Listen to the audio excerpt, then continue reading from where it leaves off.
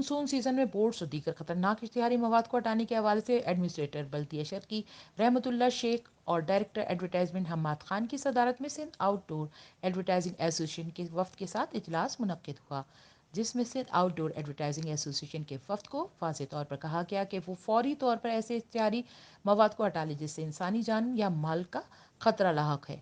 इस हवाले से किसी किस्म की कोताही या गफलत नाकाबिल कबूल है। बार बार मुतनबे करने के बावजूद बोर्ड्स हटाने के हवाले से इकदाम नहीं किए गए। डायरेक्टर इश्तिहारात हम्माद खान ने एडमिनिस्ट्रेटर बल्दिया शर्की रहमतुल्लाह शेख और सुपरिटेंडिंग इंजीनियर BNR की मौजूदगी में एक मरतबा फिर एसोसिएशन को दो टोक अंदाज में खतरनाक इश्तिहारी मवाद हटाने का कहा और कहा कि अगर ऐसा ना किया गया तो बल्दिया शर्की की टीम बिला तातुल बोर्ड्स हटा देगी।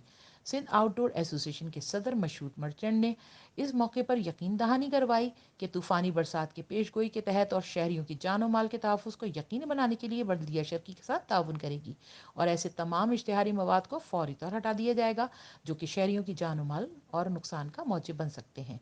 इस मौके पर सुपरिटेंडिंग इंजीनियर सलमान मेमन ने एडवर्टाइजिंग स्ट्रक्चर के हवाले से इंजीनियरिंग नुक्ता निगाह के हवाले से उन्हें आगाही फराहम की। सिंध आउटडोर एडवर्टाइजिंग एसोसिएशन के वक्त में सदर मशहूर मर्चेंट, नायब सदर सैयद फैसल हुसैन, एग्जेक्टिव मेंबर मोहम्मद इश्तियाक और दीगर ने इजलास में शिरकत की।